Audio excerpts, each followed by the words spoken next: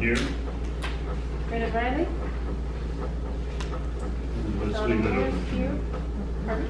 Let's leave it open for right now. Okay. Kim Blakely? Here. Lucy Sanchez, sorry, can't talk. Present. Dennis Schaffner. Here. Shanine? Leave hers open also. Look. Okay, more generous. Okay. Can you hear? Yeah. Alrighty. Council, County Council. First item is to approve the August and September meeting minutes. Need a motion for both and a second. Both of them? Yeah. Anyone second that motion? I'll second them. All in favor? Aye. Any opposed? I better abstain because I wasn't at those. Okay.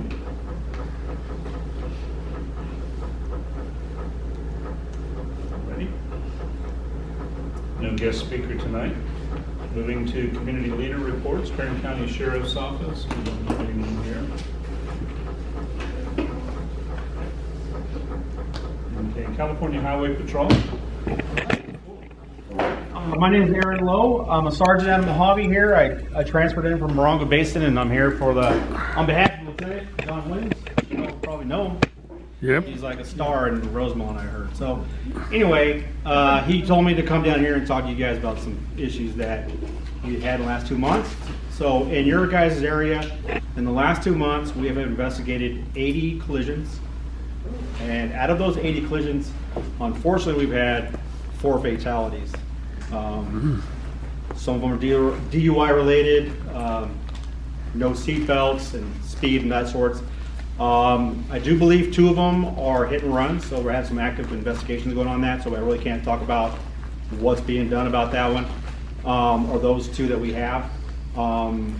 We've arrested 14 drivers for DUI, and we've had multiple calls for service for ADVs and things like that in nature. And 1 lonesome cattle dog walking down the highway. I don't know how they knew it was a cattle dog. I guess they pulled up to it and saw it was a blue heeler or something. So looking for some cattle to herd. So Did it move or something? it didn't move. It never had horns on it or anything like that. So other than that, I don't have a whole lot to talk about except for our manning. I'm sure you guys are probably thinking we need to have more. Unfortunately, we have what we have. We have 20 officers assigned to the road, and only given shift, we run 3 shifts a day. We have day watch, B watch, and graveyards, and we usually run about 3 officers, and that's about the normal. Sometimes 2, sometimes we hold people over if we're a little shorter, some things are going on. I'm actually the sergeant out of Ridgecrest for the resident post up there. We have 5 officers, supposed to have 7.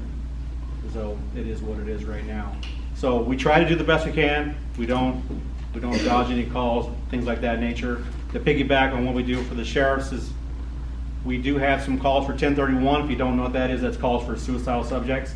So that means those calls generated on the highway or some kind of control that we have on the roadways. We don't get calls to people's houses or anything like that for domestics unless the sheriffs cannot go. They might call us for that sort of thing, but that's not our forte. Not to say we couldn't handle it. We have some very capable people that do a great job investigating and mitigating problems. It's just not what we do. So our main focus is on traffic. So I'll open the floor to you guys. You guys have any questions for me? With traffic coming in from LA to California City, so we're getting those late DUIs coming through the city, but we're doing best we can to curtail it. So, okay. Are you getting more manpower? Are we getting more manpower? No. Okay. You had to think about that.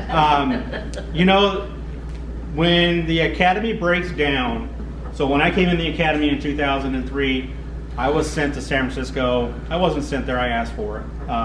out of what was to choose from.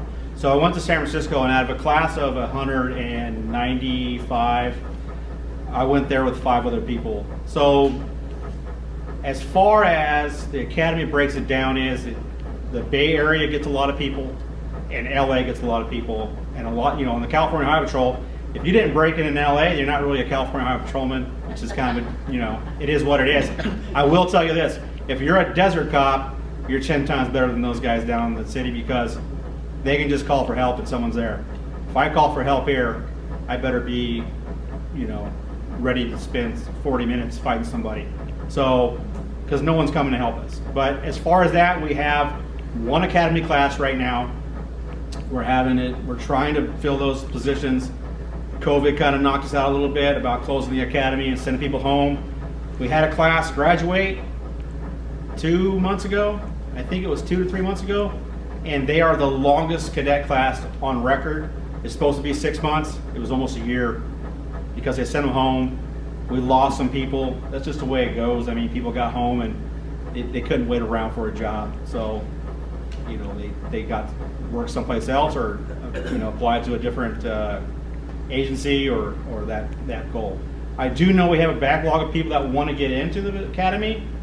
However, how they divvy it up to Mojave is going to be up to the powers that be in Sacramento.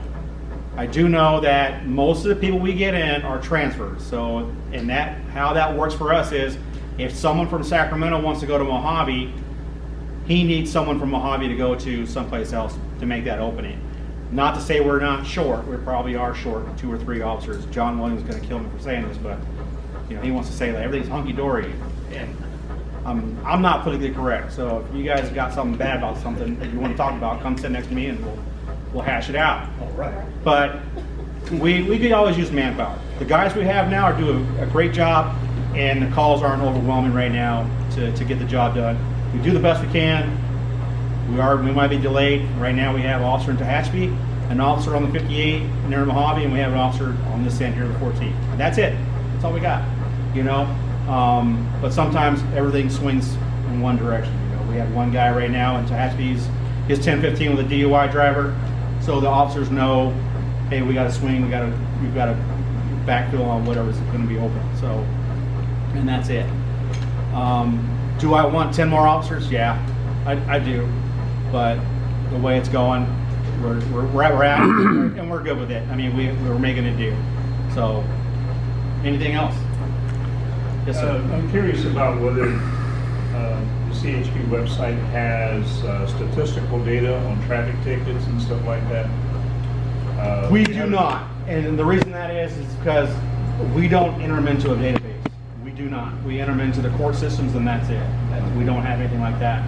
If you were to pull what an officer does every day, it's hard to judge those things because of lawsuits and that's just the way it is. Quota, yeah, we have a quota. It's as many as you write, But as far as that, it's as many as you can write in a day, I guess. That's the quota, right? But we just don't follow it. I wish we did. We don't have statistics on traffic stops or anything like that. We don't. If you watch the TV and they'll tell you like, yeah, I'm on a traffic stop. We don't tell people we're on a traffic stop. If we make a stop on somebody for anything, no one knows about it except for me and the driver that we stop. And then maybe the court's going to get involved if he gets a citation or something like that. So we don't have to go over the air. I know other agencies do, and whether or not they track it, I don't know. I really don't know. I do know that most of the officers out here are writing between 5 to 10 tickets a day in a 9-hour day. One of our residents last month was curious as to the number of tickets that are written in Rosemont in a given month. How many of them were for speeding? How many of them were for other traffic violations and stuff like that? I thought at the time that was quite extensive, and if such a thing did exist, it would be on a database and it would be available. No, we don't keep a database like that. And it's when we turn the citations in, they come to us. The sergeant reviews them and makes sure everything's there that needs to be there. If not, we have to send it back to the officer. and he has to do another form to correct it, because once a citation is written, it's a legal document, you can't change it, you can't put anything on that ticket from that point on. So you do another form, and then it goes to the traffic lady who does she puts it in the computer as far as the courts, and that's it. We keep track of it. That's the only thing we really keep track of. If I handed this man 25 tickets and said, hey, go out there and write the tickets, at the end of the day, when it comes back in, there's a little slip that he signs out when he first gets the ticket that all 25 are accounted for, okay, before he gets another book of tickets. So that's the only way we track it. Other than that, it would be so hard to track what's written in Rosemont or in Mojave or in Tehachapi. We just don't file them that way, unfortunately. So, Thank you, sir. You've got such a small area. yeah, we do. Yeah. Sure. Yes, sir. My question is, do we have any hint of who's going to replace Williams? Yeah. I can barely do this job, okay? We do not. Those are up to Inland Division. Inland Division will make a determination on who they put in there. That is kind of a mystery on how they choose these people to run the things they do. And, you know, you can probably use your imagination about whether or not they were guaranteed the job to get it. It will be a lieutenant. I do know this. If it's a lieutenant, that's already a lieutenant. Like they have been a lieutenant, he or she. Say they're a lieutenant in Bakersfield, for example. They put in for it. I'm not a lieutenant, I'm a sergeant, but I'm on the lieutenant's list. If I put in for it to promote to lieutenant, they're going to get it before me. I do know that. I do know there's some interested people that want to do it. We do like to pick from in-house, meaning that Inland Division, which the company is from Bridgeport all the way down to Riverside, San Bernardino areas, and that's what our control is.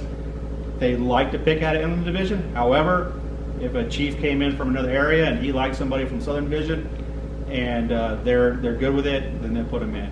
But other than that, I don't know. I really don't know. But he's leaving in January, so it's going to be a change in the guard. He's been there for such a long time. You know, it's going to be interesting to see how that plays out.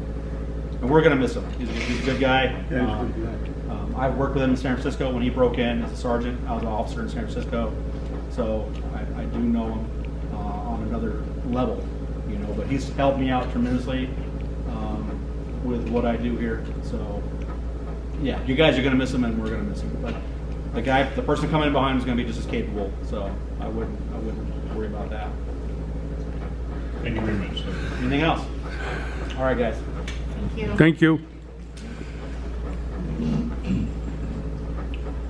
California Assembly Representative Tom Lackey's office. Carla, you have the floor. Oh, well, thank you. I just got to use a couple of minutes.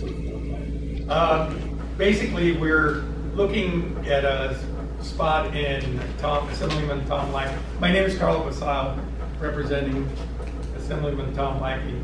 He has an open calendar because he's back in the district until about Christmas. They actually start up session on the 1st of January, and then they keep on going.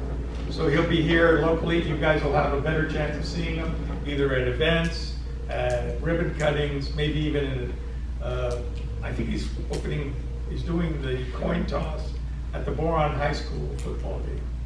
So, I mean, he's around. He's bouncing around. He's happy to see everybody.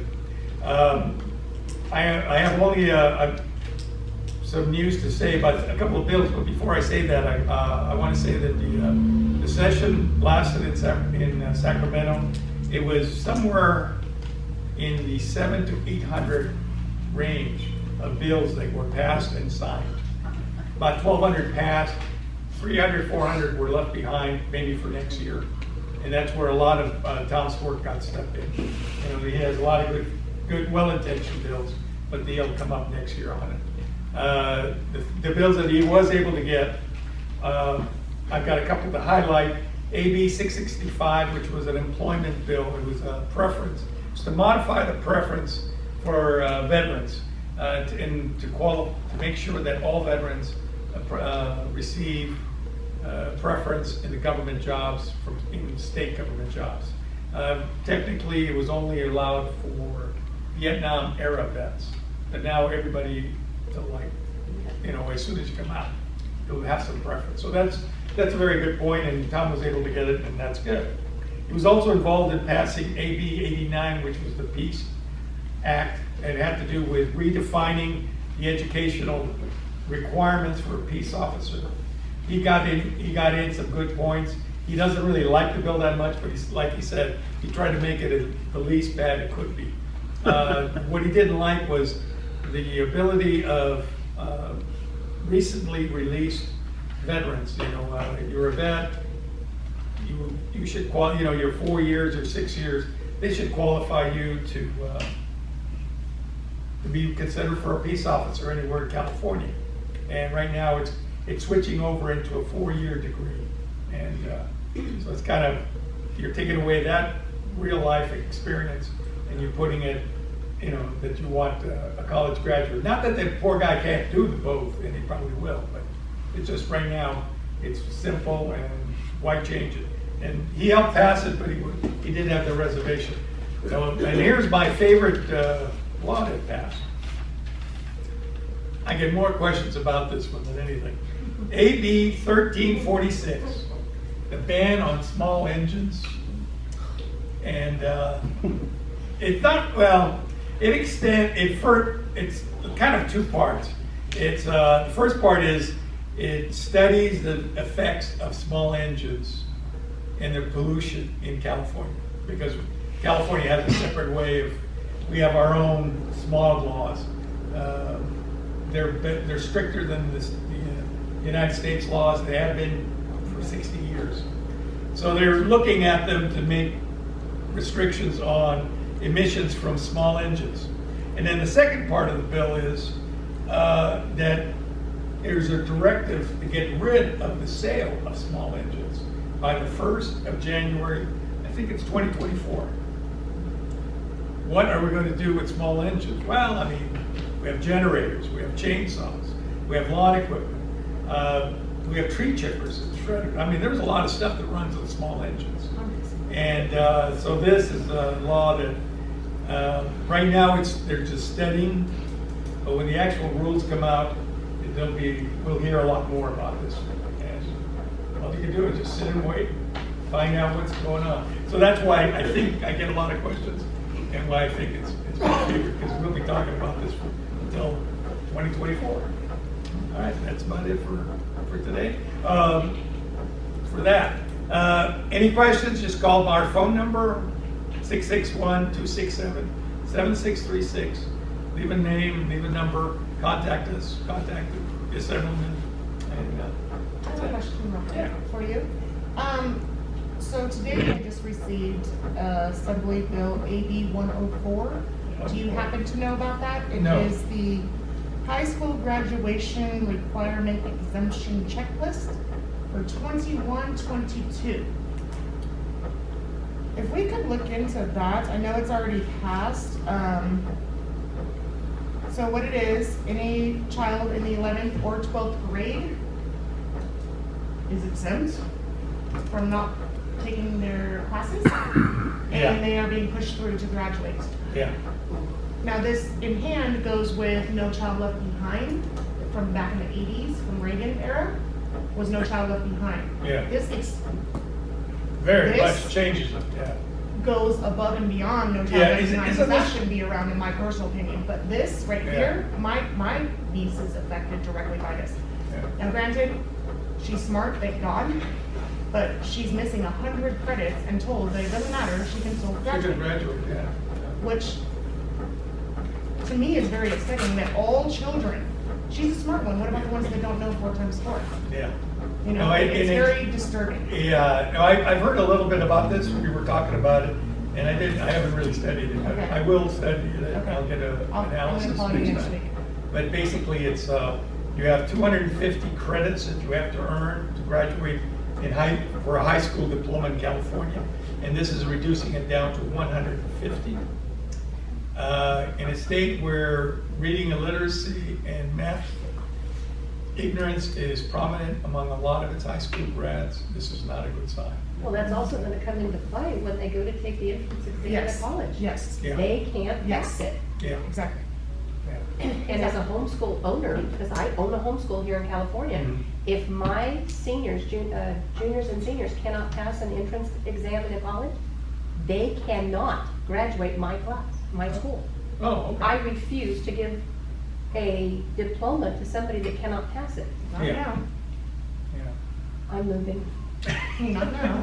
Next Thursday. Call Tom, let him know. No, this is a really good point. Call Tom, email him, message him, He's got voice your opinion. I will come back with the analysis, but, you know, this is, goes to show you the thing about the laws. That's why I give you the number, so in case you want to make an email, that's the simplest way. And just, you know, bombard the office. I mean, Okay. you know, he needs ammunition, and one of the things, when you come up in Sacramento and you say, hey, I want to propose this law, the other lawmakers look at him and they go, why?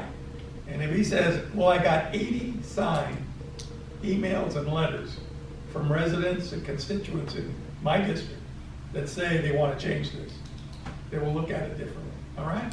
So that's why I want you guys to send in, if you have something you're really, you know, adamant about, you're very interested in, please let the assemblyman know, let the state senator know. And it's our, So it's the our, worst, one our of the state. worst education rates in the nation. Yes, We're gonna just kick them out at sophomores. yeah. Pretty amazing. Pretty And, amazing. yeah, it's frightening when you start hearing about the statistics, yeah. Who's bringing that forward? Various, it's, you know, maybe I shouldn't say it because I'm getting recorded, but there seems to be like an urban-rural split in California. You can come sit next to me if you want to talk about it. I'll sit right there. You know, you're hearing on the furlough. Anyway, John's never going to send me one of his meetings again. yeah, see, Tom's gonna say, no. What a way to get out of it. But there's people that, I don't know what they're thinking. To reduce to reduce that. They buy votes. Huh? They buy votes. Then basically, it's about power. It's about Yeah, it's about- their perception of what will sell in the next election. Yeah. All right. That's it. Thank you. Thank you. See, I try to be straight. Kern County Supervisor Representative Laura Wyatt, and I'd like to amend what you and I talked about before. Since your part is before the other part, Yeah. you can do them all together. Oh, part for the other. Okay. Oh, I got you. Okay. And you call me a one. Hello. Part before the part. Hi, everybody. I'm Laura Lynn Wyatt. I am representative for Supervisor Zach Scribner's office. I've got quite a few things to go over with you guys this evening. First thing I'm going to talk about, and I promise, John, I'm not going to steal your thunder, but we have partnered with the Chamber of Commerce, and there's going to be a county resource fair and free movie put on by Supervisor Scribner's office in conjunction with the Chamber's trunk or treat. And that'll all be at the Chamber facility. So I've got flyers about both of those events that I'll go ahead and give to Jack so he can pass those along.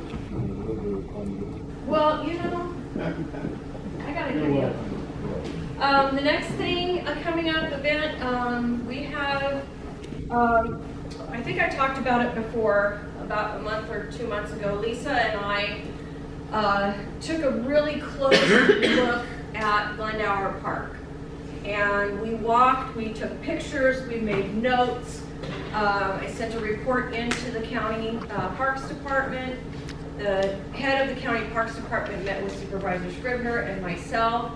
And we have a plan to help clean up that park, but we need the community's help. So November 13th, there will be a cleanup day at Glendale Park from 10 a.m. to noon. County Parks Department will be on hand to supply, you know, garbage bags and materials that are needed. The work plan and goals are to include any graffiti removal, litter removal. We're going to install some new basketball nets, trimming trees and bushes back away from buildings, things like that. So I can pass along. So I hope to see you guys out there working on the park and see if we can make some improvements there. I want to follow up on the code compliance issue on Locust Street behind the Chamber building. I don't know if you guys noticed, but that building was abated and boarded up and cleaned up. Almost immediately, Fran, was it immediately? Almost immediately. Now there's a motorhome there, and they're living in the motorhome, and they had actually hooked up their power and water to the Chamber building. So I called Jack, and they went out there immediately and said, hey, you can't use our water. Code compliance has been out there. They did tag the motorhome, so it's a work in progress. I think with that particular location, that particular property, we may have to kind of chase our tail a little bit until we make full progress. But we are aware of it. Code compliance, Thank like you. I said, they've already made contact with the occupant of the RV, and they've already tagged it. So Laura, since this hasn't had any tax paid from the owner for since 2013, Thank you, Jack. You're talking about property taxes? I need to research that, Fran, and I know you asked me that question a couple of days ago, and I just haven't had time to contact the property tax department. But I don't know exactly what the timeline would be and how that would play out. I don't know if it would have to go through a court system, court sale, I don't know. But it's definitely a question that we need to look at. And I would love to know the answer to that for other properties, not just for people, right? Right. So I have posed that question, I just don't have the answer. Well, the other thing is, in short, when this one is removed, you know, that place, people can't move back into that. Not without the property owner's permission or some kind of other violation. Well, the property owner. Oh, yeah. I don't know that. So, yeah. There's gonna be, at some point, there has to be a responsible party, whether it be the court system or the county or a relative of the owner, something like that. Yes, sir. So to answer that question for you, for an abatement on a home, there has to go through, which basically code compliance is doing in building department, is that they have to give some type of investigation on that house and what the nuisance is. Once that comes in, it goes to code compliance. Once code compliance gets all their abatement information and investigation process on it, then they start having to go through a court system, which from my understanding takes up to almost a year or two, because it varies on the court itself. And with the pandemic itself, it makes it a little bit longer. Once they get it into the court system, they have to go to a receivership. The court and code has to agree on the receivership. If the court is okay with the receivership that they get, then the receivership will take charge of that property, and then it goes on from there. So it's funny that we're talking about this, because Chief Tysinger, who is our division chief, dealing with a lot of vacant lots and homes, and we're trying to figure out how to speed things up a little bit to help with these vacant homes. And unfortunately, it's a process. The fire department itself, we are trying to assist on that end, because we do have a California Fire Code section 311, which talks about vacant premises. And we can put in our side of a notice of violation to assist with the building department to help with code, and then this goes on from there. So it's a long process to get things going, and especially if somebody passes away, and then it has to figure out who's the next person in charge. Is it the bank or is it another family member? And then that's the main thing on that. So this is the second go around. This building's been cleaned up. It was cleaned up by a call from the Chamber of Commerce in 2019. Okay. They cleaned it up again. Yeah, we're in 2021. and that place is totally disgusting. So now it's starting all over again. So something needs to permanently be done after this next round, so we at least fence off so no one can get back in.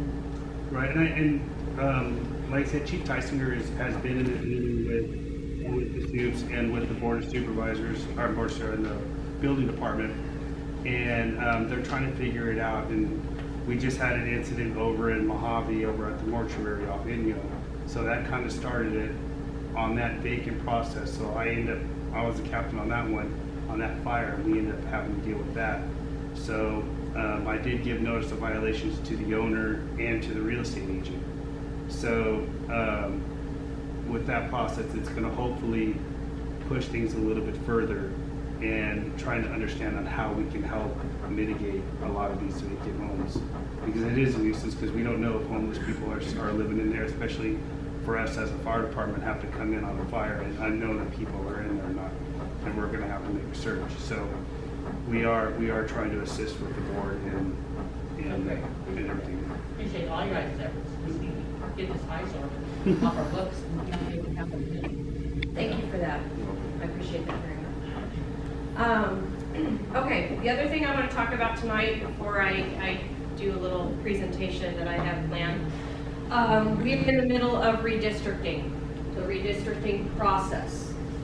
It is required after every census, right? You have a census, the census data comes in, and different government agencies from, Congress districts to supervisor districts, they have to look at their boundaries. And based on the population, they have to make sure that there's proper representation, right?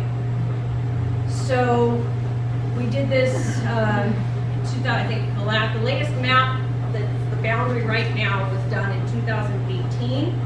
And that's when Supervisor Scribner's district grew to include Taft and Fraser Park and those areas. A lot of you in the room will remember that time. So there is a group of activists, if you will, located in Bakersfield that have rallied and moved forward, and one of the maps that they are really supporting takes District 1 and District 2 and makes them one district. So what does that mean? That means that the entire mountain and desert eastern side of Kern County would only be one district. Why is that bad, you say? Well, it's huge. I mean, yeah, and that's one reason, obviously, right? But the other reason is that you would only have one supervisor on the board voting on behalf of all of those residents in that huge district. And we all agree, right, that East Kern is different than Bakersfield. We talk about it all the time. We talk about the services that we need in East Kern versus West Kern. And when you're supporting your residents and you have a board of 5, right now you've got 2 supervisors, right, that are voting on behalf of these residents in East Kern. And that would change, so you would have one voice representing all of East Kern. And I mean from Ridgecrest to Rosemont. Okay? The second reason it's a bad thing is because a lot of times, and parks is a perfect example. And Lisa's gonna get a smirk on her face because she knows how I am about parks. I love my parks. So a lot of times when it's budget time, right? These departments get a specific chunk of money, and that chunk of money is equally divided between 5 districts. What? So all of a sudden you have the entire eastern half of the county with one little thing of the pot? So it's very unsettling, and I will tell you that the group that has proposed this map is very well organized and very vocal, and they are letting the Board of Supervisors know how they feel. They feel very strongly in support of that map. Do they understand math? Like 1 and 1? So, this is what you can do as a group. As residents of East Kern, go to the county website, send an email. You can send a phone call, and I've got the information with me tonight that I will share with Rmac members and members of the community. It needs to be, when you go to the podium at the Board of Supervisors meeting, right, and you're not on the agenda, you get 2 minutes, okay? So you can call on the phone and you can record your opinion about the redistricting maps. Do you like them the way they are now? Do you like one of the maps that's proposed? Because there's more than one, okay? So if you call 661-868-3139, 661-868-3139. You can record a message that will be played at the Board of Supervisors meeting. You can email to redistricting@kerncounty.com.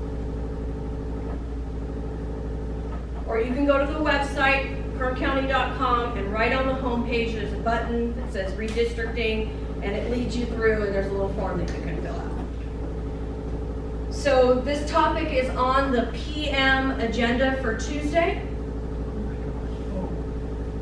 For this Tuesday? For this Tuesday.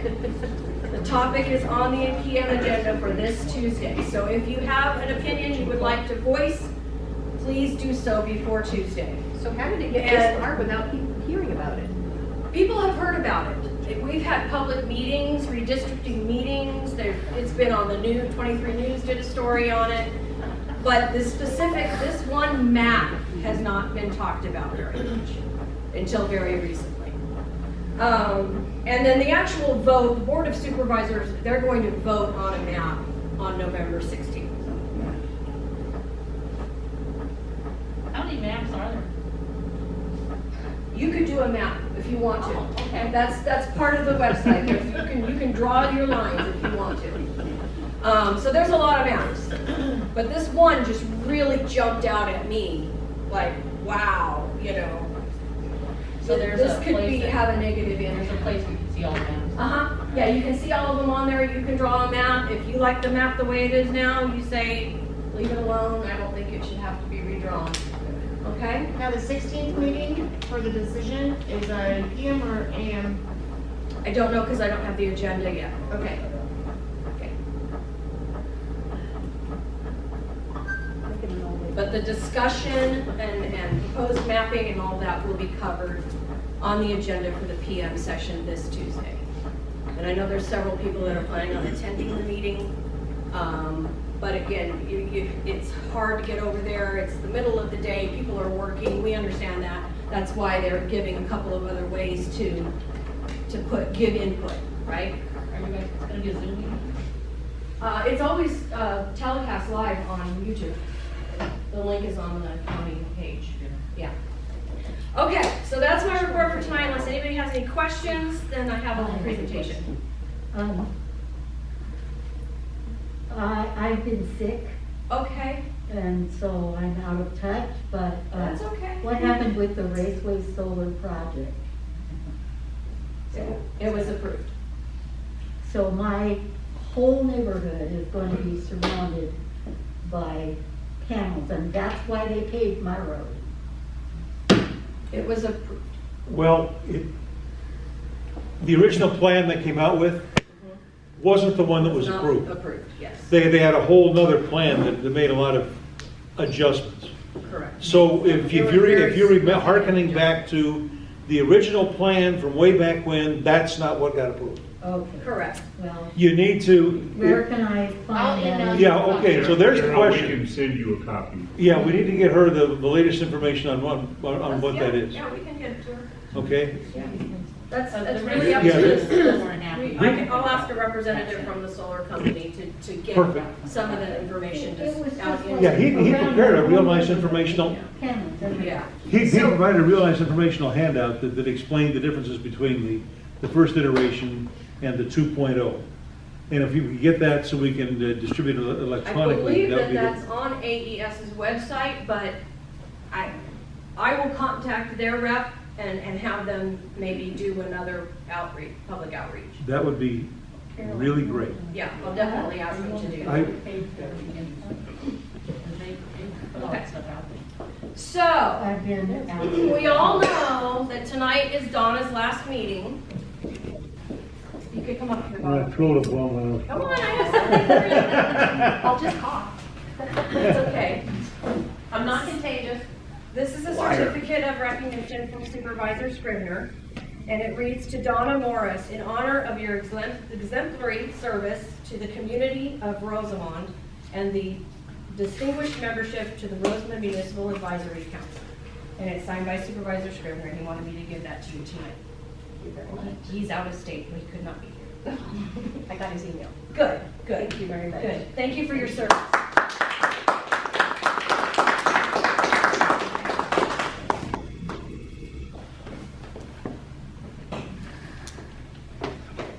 That's gonna go in my office. Okay. Did anyone have any questions for Laura? No? Okay, let's go ahead and move on. Rosemont Community Services District, don't see any representative here for that. Rosemont Chamber of Commerce, Janet Miller, you have the floor. Just that section. Just that Only a couple of things. I got the co-event with Kern County on October 30th, 4 to 9 p.m. We're going to be shutting down Diamond Street between Locust and Poplar Street. And we're going to do it trunk or treat. We'll have search and rescue there and kind of help monitor cars coming in, parking, trunk or treat. Hopefully we'll be all good people. And John said he got some fat that night, so we'll have CHP coverage that night from somebody at least. When it says fat, it means we got a lot of people. I'm quoting.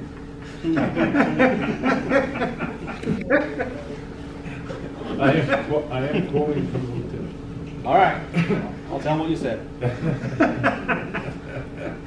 But anyhow, so we're doing a movie on the stage. The county's hired a company to come out with a screen that won't blow away this time. I believe it's supposed to be 22-mile-an-hour winds, but it is supposed to be a nice day. So,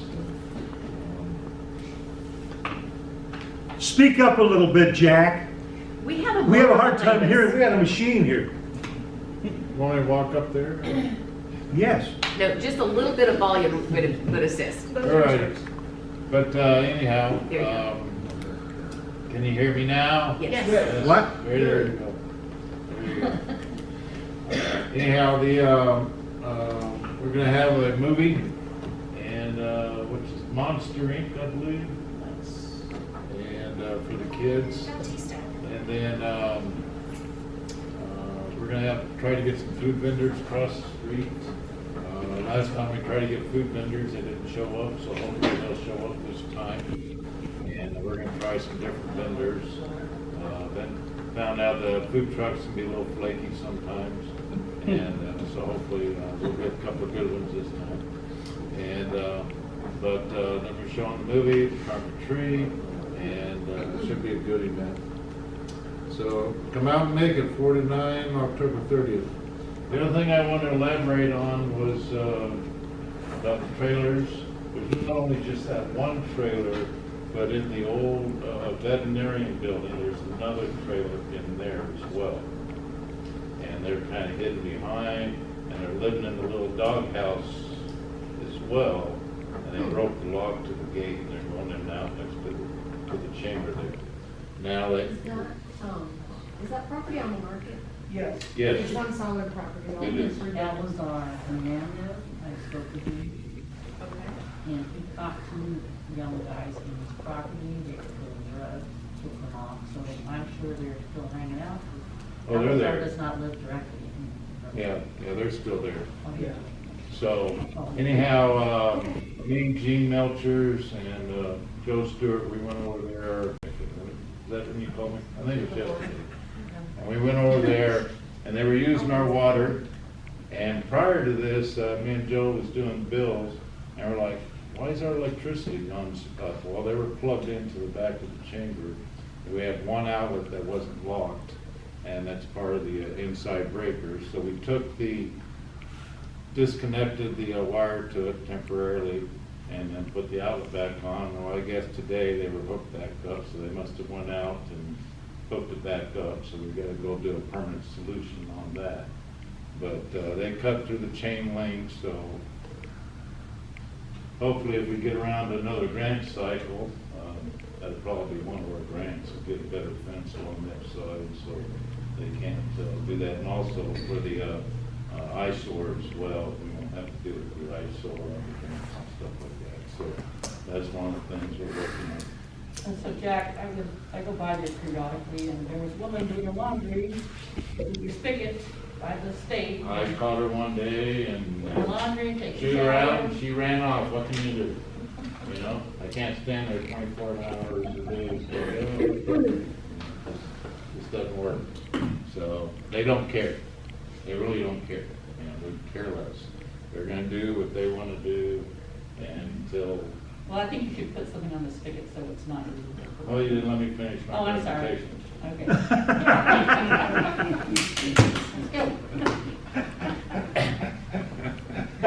So anyhow, we put bib lock on the one hose, and we changed out all the other spigots with security locks, so that they can't really get to the water that easy.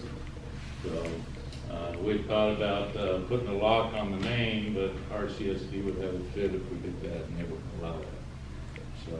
So we've got the security bibs on all the water. We'll see. It doesn't mean they can't go buy a key and turn it on themselves, or get a pair of pliers and damage it and do it anyway, or change it out. I don't know. That's the type of people we're dealing with, because they will do that, whatever it takes, you know. So the other guy's kind of afraid to approach them, so I try to go over there and at least try to go in a group. But if we catch them again, you know, it's kind of hard to call the sheriffs because they're just so backlogged with other more important stuff, really. You know, so we are trying to address it, see what we can do to at least minimize our use. But the bigger issue is going to be whenever the county can actually serve them. Well, they've already been served, but when they can actually complete their service of action, get them out there. That doesn't mean somebody else can't wait the next day, the next another 30 days beyond that. So it's really a larger issue. You know, we're doing what we can, but it's a larger issue. But you know, Jack, I agree with you that the sheriffs are really backed up. However, they will respond if I'm they not get saying enough not to calls. report it. So even if you called the non-emergency number and kept, every time you see it, call it that non-emergency number and at least get it on their logs. That Yeah. helps with everything that Call they have them. to put together Done. for going to That's a what court. we're doing. That's what we're doing. It's just, I'm just making the point that, you know, the situation is a larger issue. I mean, yes, we call the sheriff, yes, we do the reporting, and so forth, but it's still a larger issue. And it's not just this community, it's all the state of California. I mean, look at LA, look at San Francisco. It's a large San issue. Francisco though. Huh? We're a small community, we're not LA or San Francisco though, Jack. Well, It's- is the chamber even open? I mean, in business, do you guys have business hours? Not So- right now. Because if there's, oh, no? No. Okay.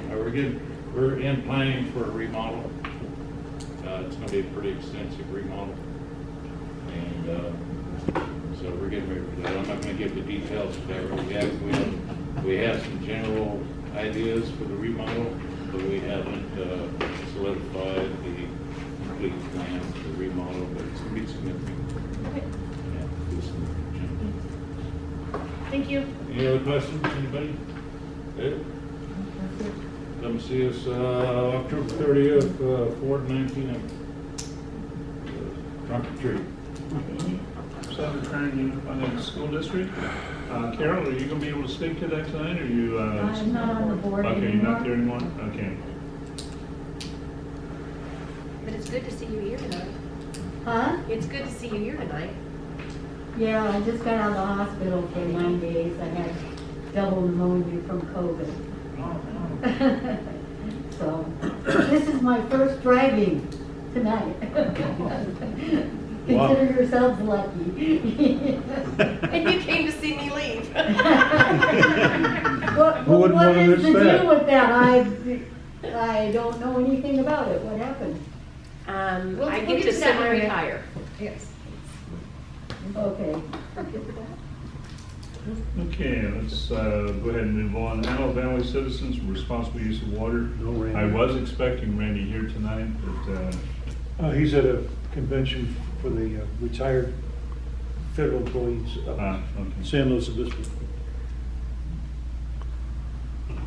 Okay, anyone want to speak to Edwards Air Force Base? How about you, Dennis?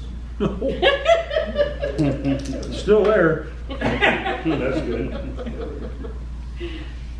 You know, along that line, several years ago when I ran the tour program, there were several CHP officers that were in that upper echelon that you were talking about that came for a special tour. If they ever want to do that, I'd be happy to give you the name of the guy that replaced me. Maybe getting a familiarization tour of the base because I'm sure the personnel have changed since the tour I gave. We can probably get that set up for you. Okay. I'll give you my card. Yes. We probably should have the fire guy. Give him a call. Yes. We're getting to that. I wanted Look, we're on top of you to this. finish your soliloquy. Does that make him the traffic guy or what? Yeah, that's the traffic guy, that's the fire guy. Okay. That's We the have soil a and water we have a couple guy. of new folks here. First is a new fire chief. I'd like to give him an opportunity to say a few things to us.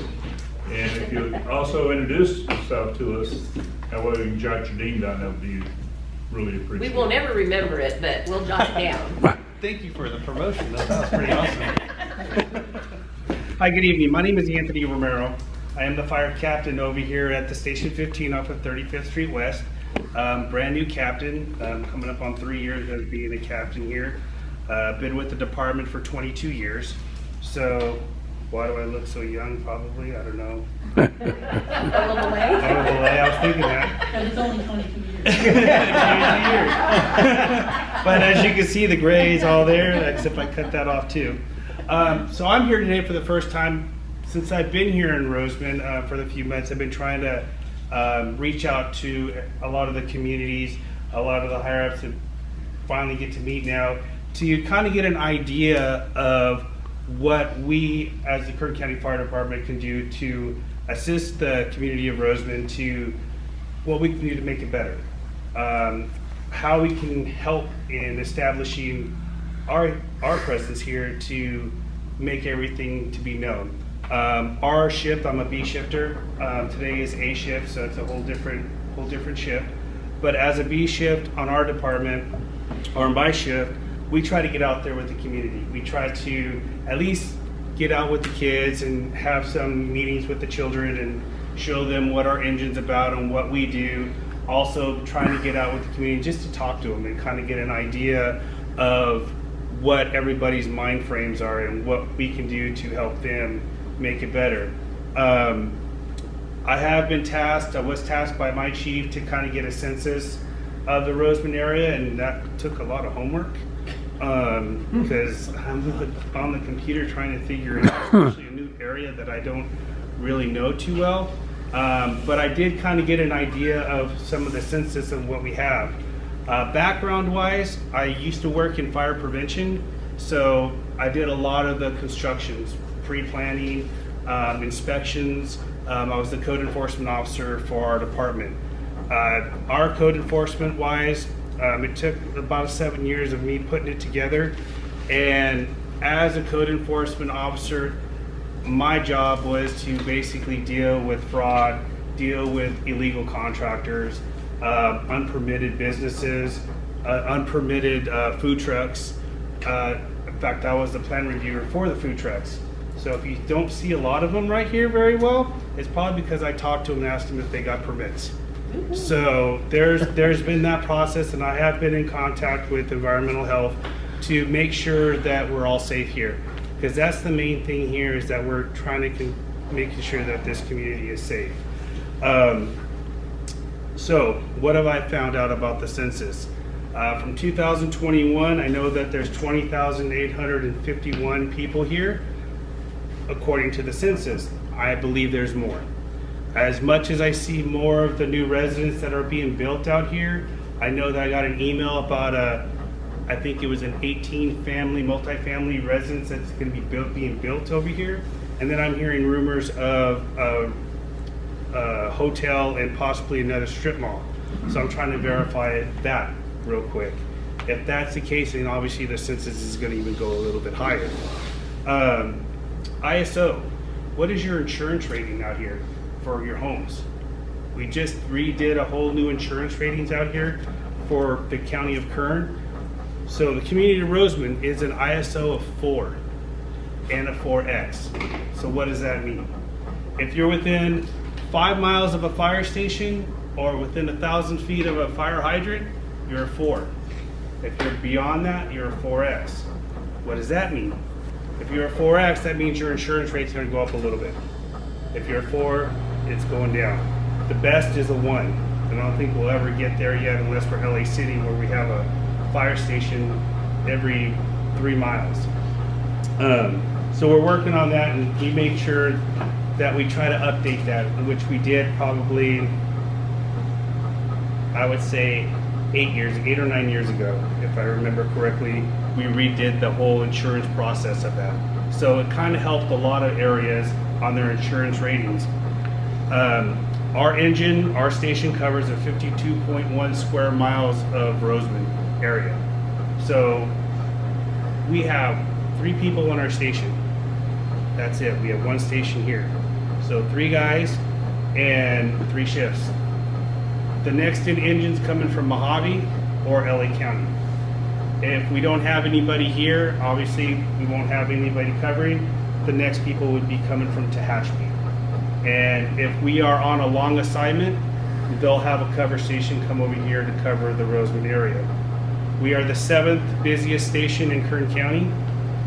We run about, from what I gathered, a little bit over 1,400 calls currently. And we're not even at the end of the year yet. I think we ran over 2,000 calls last year. It's progressively going higher and higher and higher. So we are busier, busier, busier. Majority of our calls are from between 11 o'clock at night to 5 in the morning. So we're up continuously. My first day here in Roseman, after everybody thought I was crazy because they thought I wanted to slow down before retirement, and I'm like, So I ran 27 calls. So that was in 2 days. So it's a busy area. It's a very busy area.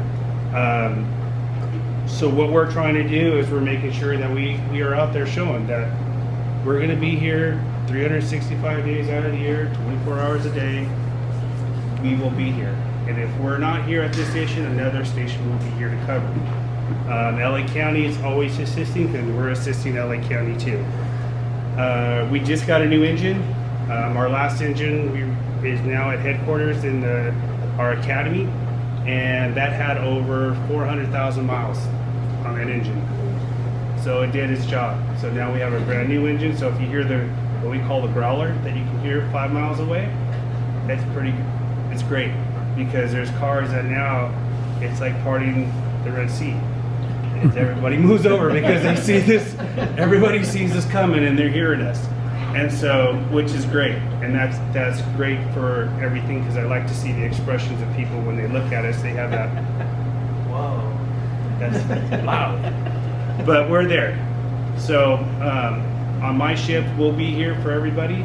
We'll be here to make sure that we're out with the community. You'll probably see us on the 13th for cleanup. I have to go to a school to help with some of the schools, to kind of talk with the kids a little bit, and then probably after that we'll submit over to the cleanup. So we always want to be there to be a part of that and to be out in the open. So on my shift, if it's something that's gonna happen, we will be there if we can, unless we have something else presence. As for the code enforcement portions for vacant buildings, we are working on that. Our division chief, Derek Tysinger, has been in contact with our building department. He's contacted me about what's the code section for the fire code. Well, I had to give him that section right there, and we talked about that. And when we had the fire in Inyo, or in Mojave on Inyo Street, that was the first one that we had to put together. I've dealt with stuff in Wasco, so you might want to talk to Wasco Code Enforcement. I actually went out on inspections with them on how to do abatement and what they had to do, and they've actually had one building that caught on fire and they just bulldozed it down.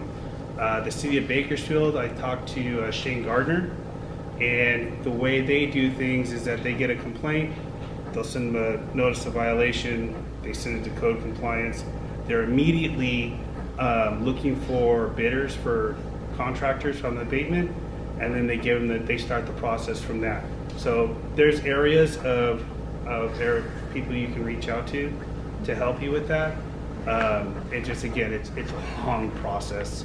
It's a very long process. And going through the code enforcement through building department and listening to how they deal with things is, I'm glad I don't have to do that, because they have at least 600 calls on file a day and still growing, and they can't clear them out as fast enough. But the abatement process is a touchy subject. So we are working on that. So just to let you know, I've been eyes out. I'm seriously looking at eyes out. I've seen some areas out here that I'm like, have to want to start writing up. There's an open lot right here. I think it's on right down the street from here, where there's always fires in the open lot. I think we had like 5 in one day, and just wood and whatever. So I've been in contact with the owners of that vacant lot, and we're working on that too. So I will be boisterous on that part to help out, but I'll also be notifying my higher ups to let them know what's going on and what the community is looking for. So that's why I'm here, because I want to make sure that your voices are heard with our department. So last thing that I can do before I ask any questions is Ready Kern. How many people in Roseman are signed up for Ready Kern? That is huge. Ready Kern is basically like a reverse 911.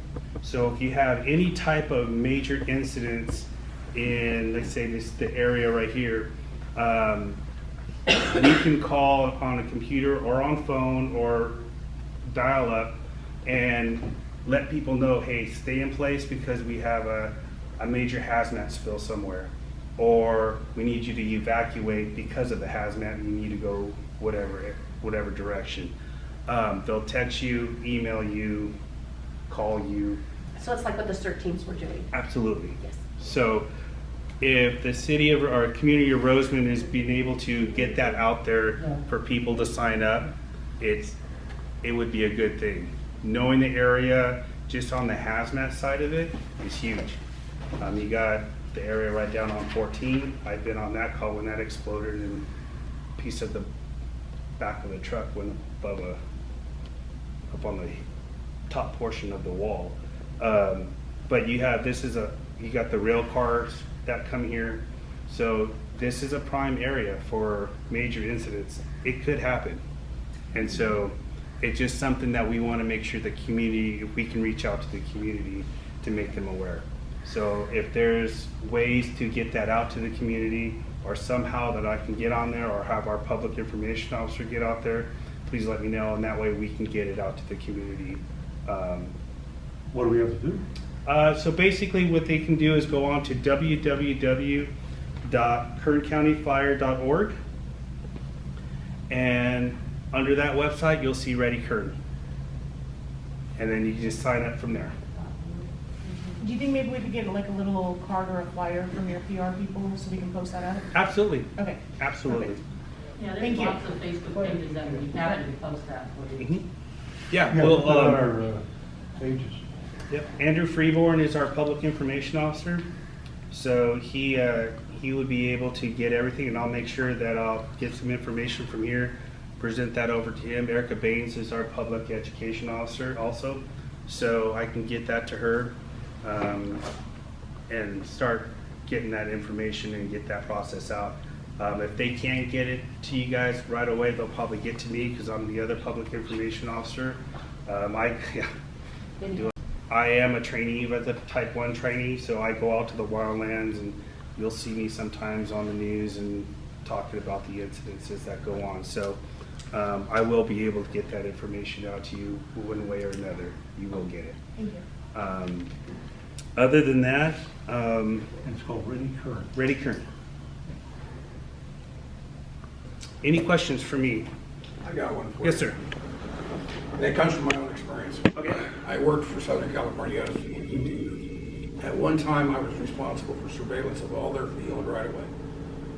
And every spring, we got a notice in the mail on every piece of vacant land they owned. They had to be cleaned up at a given date.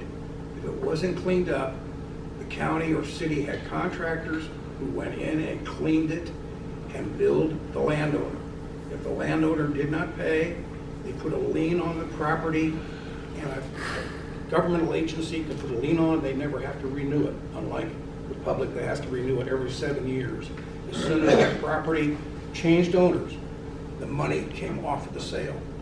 And I don't understand why you guys are doing what you're doing when the county itself could make it happen.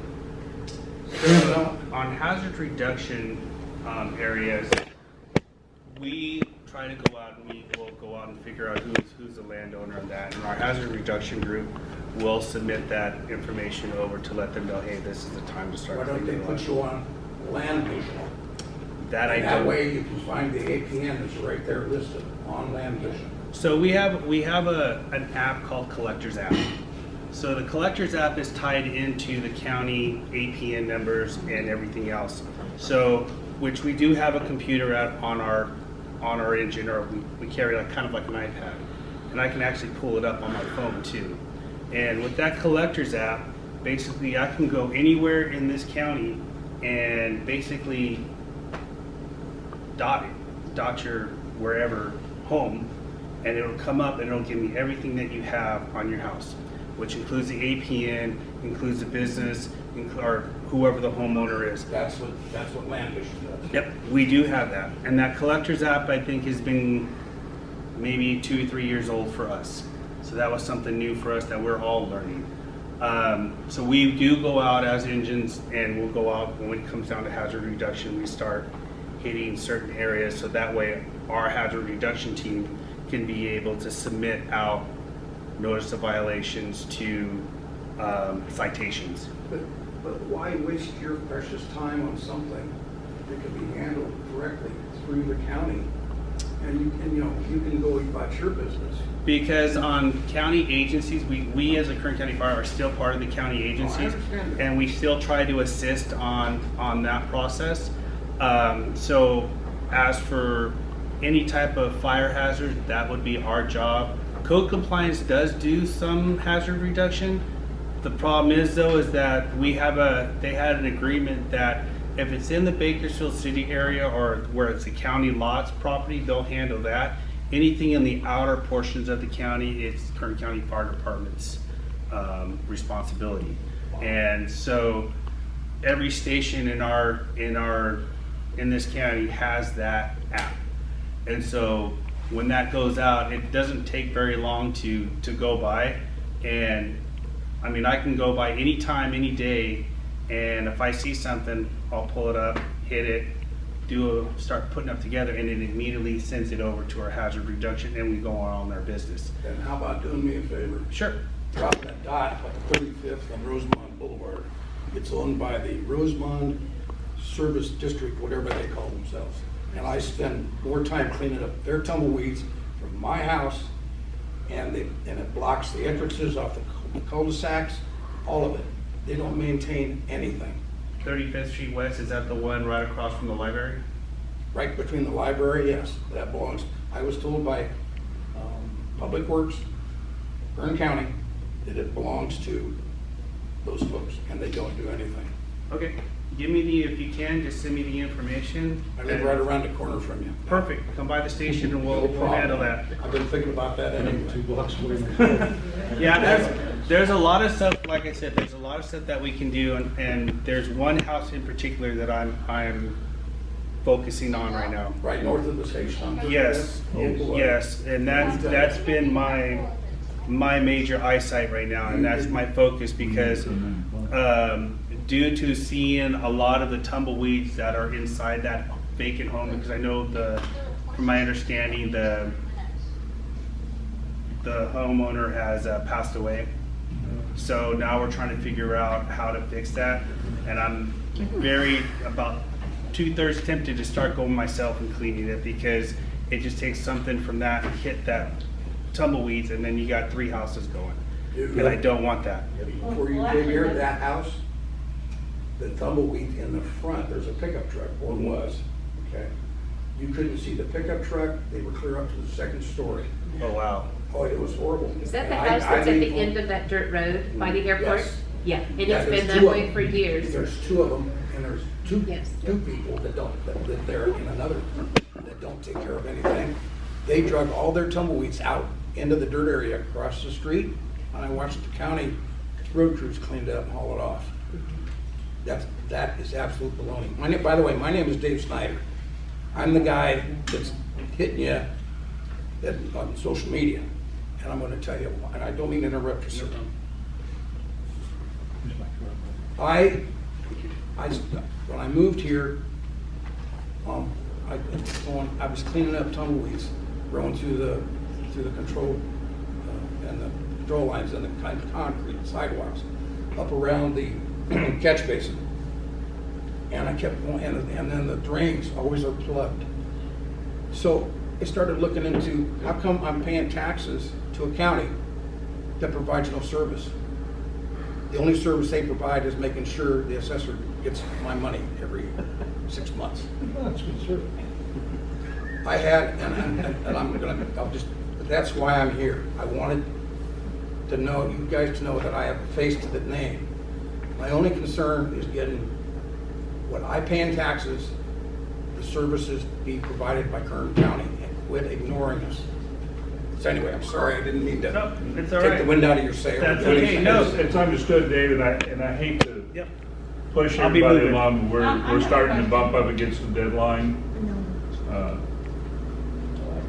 I ask you a question? So I've had instances in another neighborhood where the house was abandoned and the tumbleweeds and the homeless van caught on fire. And then there's been another one where we had a dust storm and the tumbleweeds were just blocking the street. So instead of calling, I can call you for some help. You can call us for some assistance, and we can try to do what we can. Are we able to help on a lot of the times? Probably not, because of other things. But if we can, we will. Okay, I will make sure that our hazard reduction team understands that and what's going on, and that way that they are notified of what we have out here. I mean, it's going to be an everyday deal. We're out in the desert. We're going to have a lot of the tumbleweeds out here. It's going to be a continuous deal. But we can try to do as much as we can with what we have. Will it be fast? Probably not, and I can't help that. I'm sure Thank it's you, Chief on fire. Romero, I appreciate that. Okay, let's go ahead and move on. Do we have anyone that wants to do community announcements? Bona fide representatives of community service organizations and clubs are invited to announce upcoming events open to the public. Please limit your presentation to no more than 3 minutes. Well, I do.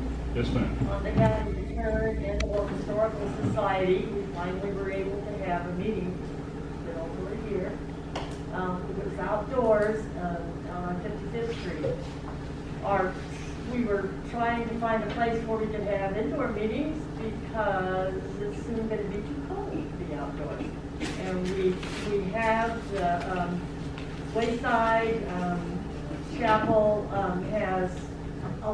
has said they will allow us to use their facilities, and so on November the 11th, we are going to have a meeting at 5:30 at the Wayside Chapel Community Church in their breezeway, and we are going to be featuring that program that where the people put wreaths on veterans' graves. It's called Wreaths Across America. It was scheduled for our meeting in, or the one we had a week ago.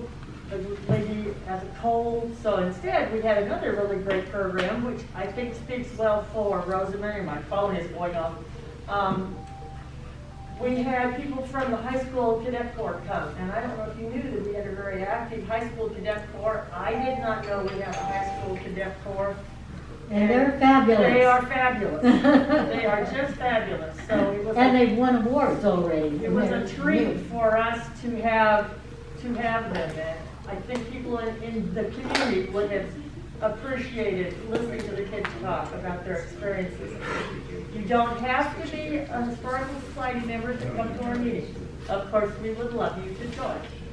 But anyway, it is 5:30, November 11th, our next meeting at the Wayside Community Chapel Church.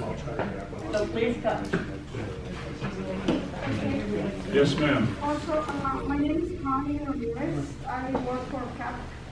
It's the Community Action Project for Kern County. They have an announcement. We are going to have a clinic at the Wayside Chapel Church on November the 2nd. If somebody needs new sessions, I need the shots.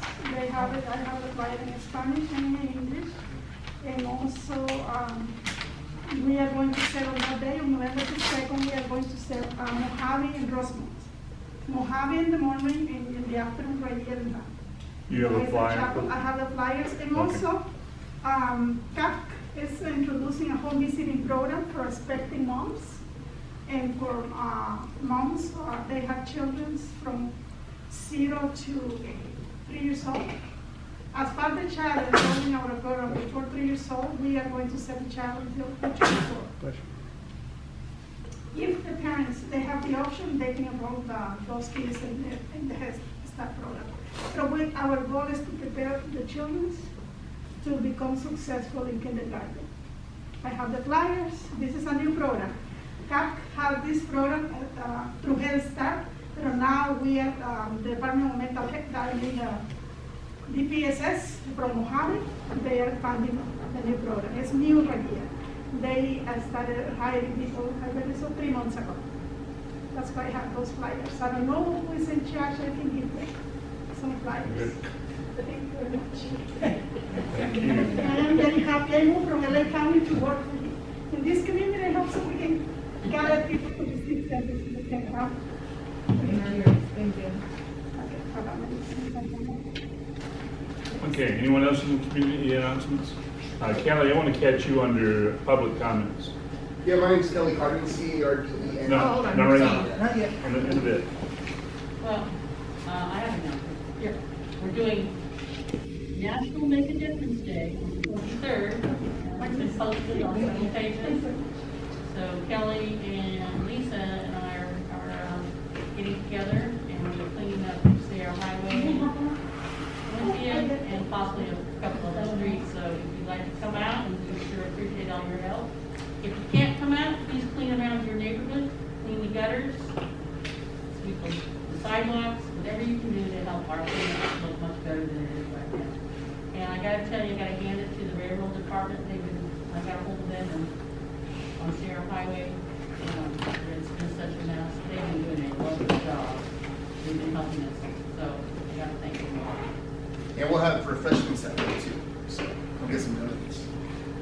Alrighty, let's move on to the holiday gathering.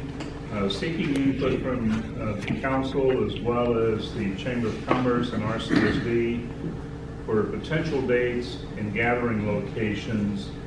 We're going to try to develop some kind of consensus before our next meeting on November 18th. I've done a little bit of preliminary legwork. I know we can pay a lot of money for a place.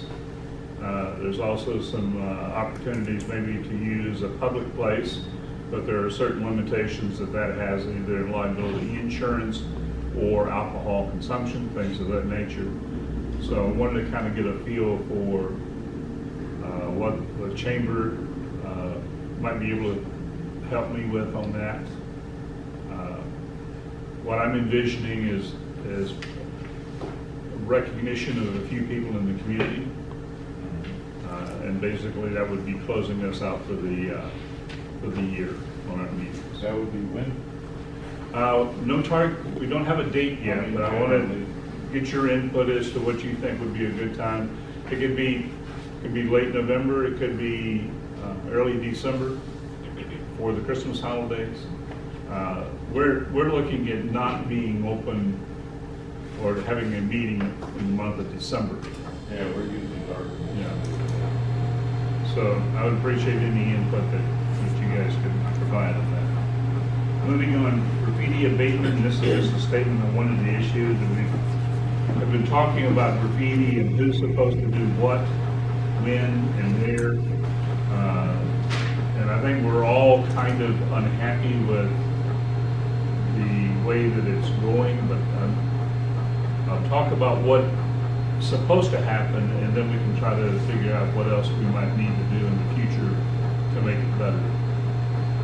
RCSD handles public areas such as retaining walls, etc. The property owner is responsible for graffiti abatement on his own property. Kern County Public Works and General Services is responsible for government properties. Code compliance provides support in dealing with graffiti and trash and debris removal that is not on the public right-of-way, and for providing encouragement to property owners to clean up graffiti on their properties. Okay. So that's just an FYI? Basically, I know that Lisa has some concerns as it relates to this. One of the things that bothers me is that we seem to only have one color of paint to paint over graffiti. So it looks just as bad as the graffiti. You know, I thought the supply from Kern County was going to be in all the neutral, natural tones, so that they can match up relatively with what's the building is. But I don't see that. It looks like an eyesore. Okay, Yes. so I actually spoke to RCSD about graffiti abatement. They informed me that we have to have a property owner's written permission. So we're actually working on a form. The RCSD is working on a form to get together. So I said I would go to each property owner and just have them sign it and I'll file it, so it can be done quicker moving forward. I hadn't heard back from them when I talked to them about that though. But I know that the RCSD, they will go to private property if they have permission. So that's what we have to work on, is getting permission from all these owners so that they can go. As far as paint's concerned, I know that they have a paint turn-in day.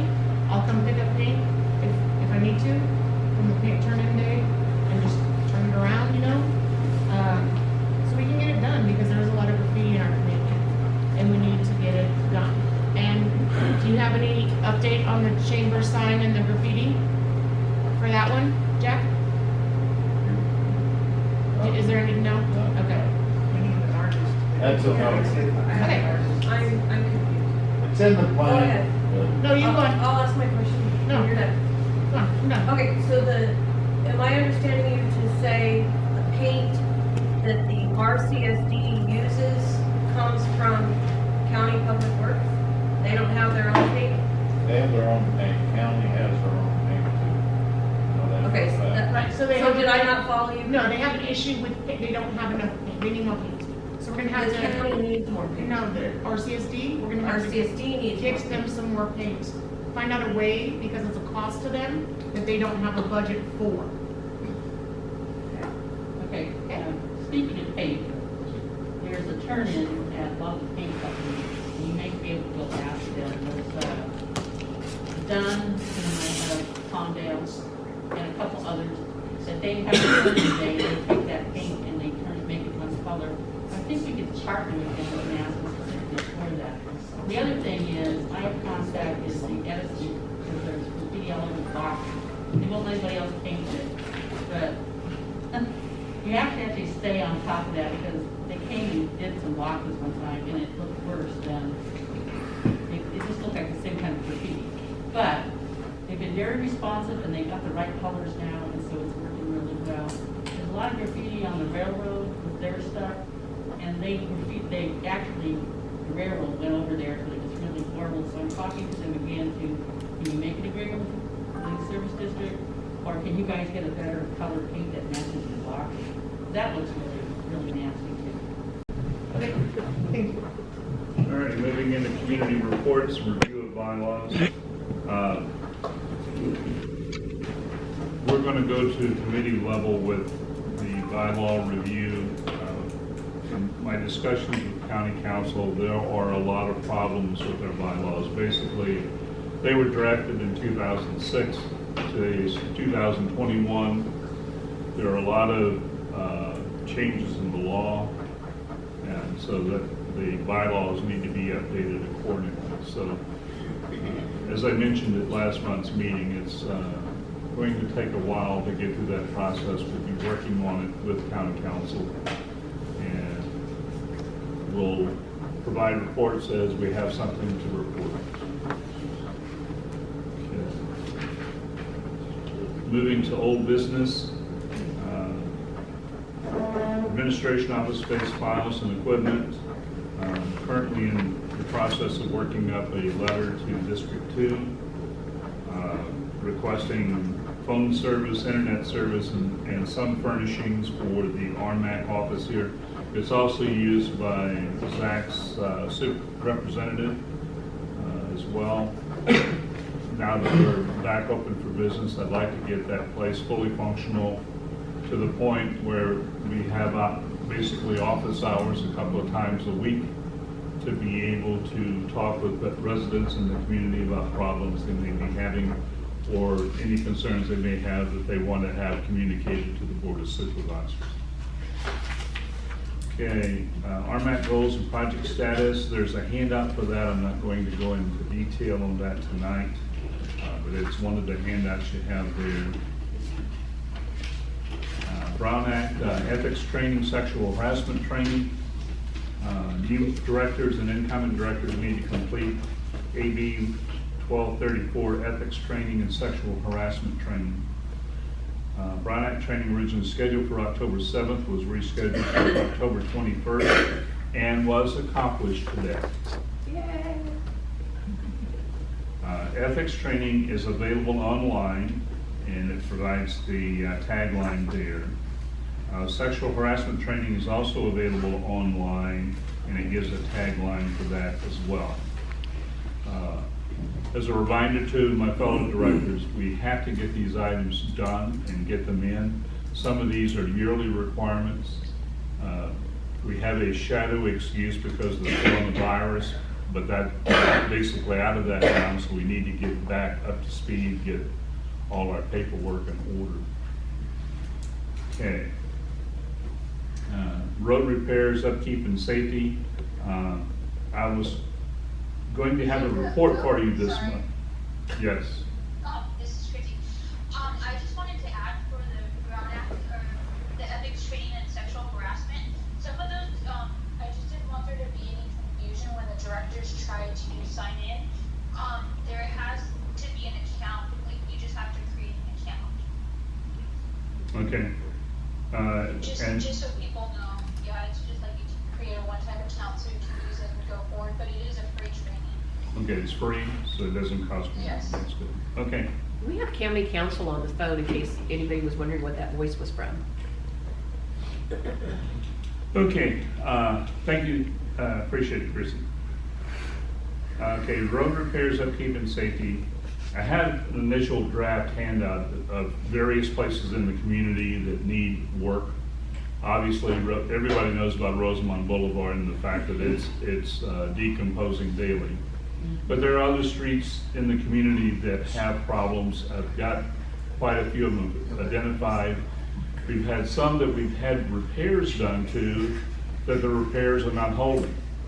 I don't know if we're dealing with a geotechnical issue or not, but we'll get this list together and we'll move it to the county and stuff like that.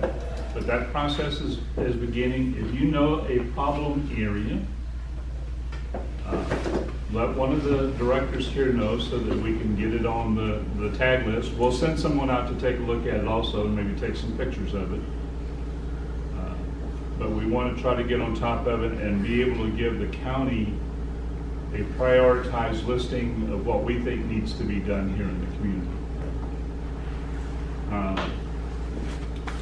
There are also some dirt roads in our community that I don't know if the residents are happy living on a dirt road. I don't know that or not, at this point. But I know like Knott Street that runs down near the little airport, there's a section of it that's a dirt road.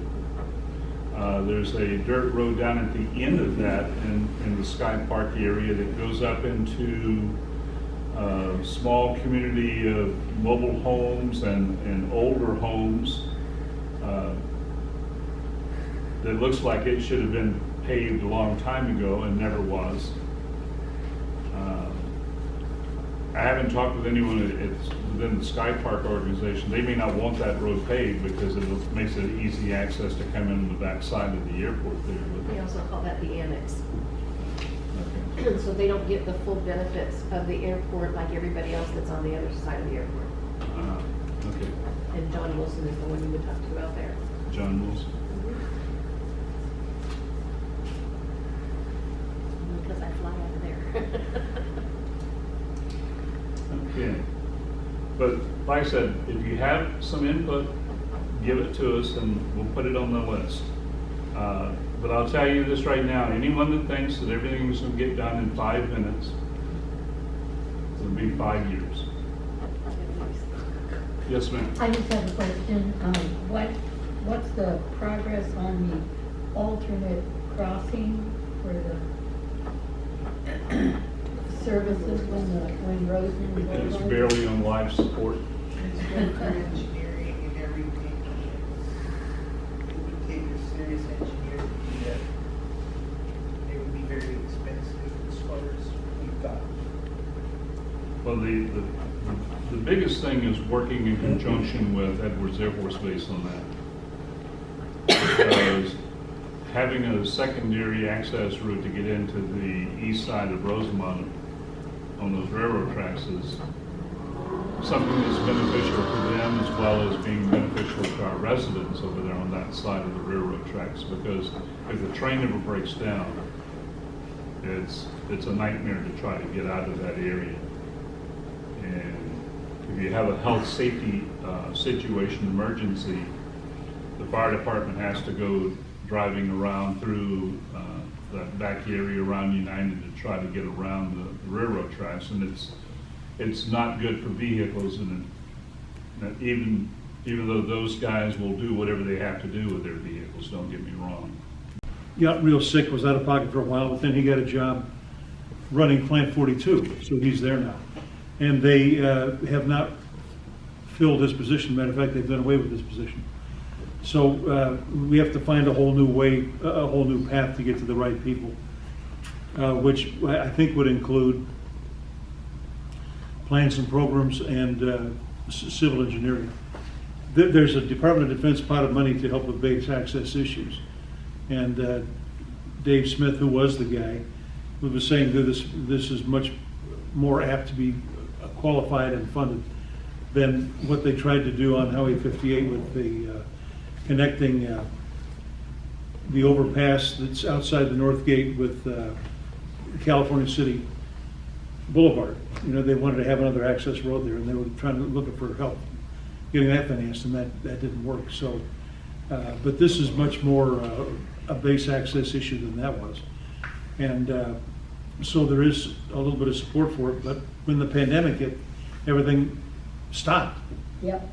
You know, the whole, well, quite frankly, and it should be no surprise to anybody, the world stopped. You know, so we're having to start all over again. But Zach is aware of this, and once, but he's got a lot of other stuff on his plate, but he's aware of it, and when the time's right, we can find the right people, and then have access to them again, then we can get that ball rolling, but right now, they're just kind of dead in the water. The ideal, in my opinion, would be to pave what was United to the north and 10th to the south, all the way down to Avenue A.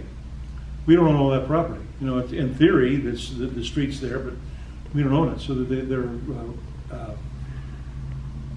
property owners to be dealt with and rights of way. I just had my road paved, because I live on Holiday, and they paved from 60th to 65th, and every property owner along there had to sell an easement to get that. Right, yeah. The easements and rights of way, those are all issues that need to be worked. It was a long process, but I love my road. Okay.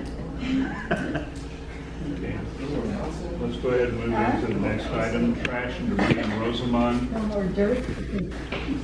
National Make a Difference Day is Saturday, October 23rd. Francis has talked about that a couple of times during the meeting. They'll be mustering at 7 o'clock Saturday morning at the dirt lot across from Wayside Cafe. And we need as many volunteers as possible, because some of us are a little older than others and a lot slower. So all the help would be appreciated. And talk to your neighbors about it too, because this is kind of like a little pilot program. If we can motivate ourselves and get going with some of these things and cleaning things up, we can hit a lot of these other streets. 25th Street, I know down on the south end of that is a mess down there. And it looks like the dirt pile moves from somebody's property and moves back into the right of way and kind of just alternates back and forth. But maybe we can get some things going like that and get the community motivated to cleaning the place up. I consider this little town to be 1,000% better than Lancaster, and I want us to be even better. I want people to say, God, how come Rosemont is so clean and Lancaster is so filthy? So I think that's an admirable goal for us. Do you have anything to add to that? There's a lot of people coming, actually. Well, there's no reason we can't do this quarterly. Yeah, no, we can't do it quarterly. We can discuss that. So, Public Works has given us the trash bags, vests, gloves, you name it. I went to Bakersfield and picked it all up. It's amazing. I've had corporations locally from Mojave and Roseman reach out in emails to tell me that they're bringing some of their staff to come help. I mean, it's been amazing. I'm not gonna lie. I was like, wow. Yes, on Saturday. So I was like, whoa, they're like major corporations. Virgin Galactic was one of them, reached out so that they would be there with some staff to come help. I was asked by Waste Management if we needed trucks, trailers, and I said, actually, we don't, because we have that arranged already. So it's been amazing. The people who have actually reached out, I've gotten numerous phone calls about it and emails about it, so it's amazing. So thank you guys, everyone, for helping get this going, because I know that we can do it. I know we can. We all want to live in a clean community.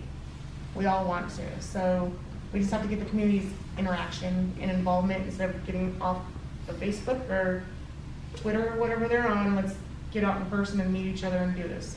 So That's vitamin D, man. yes. It's going to be great. And I'll see you there. I'll be there bright and early. But that's all I have for that. Okay. Public comment period.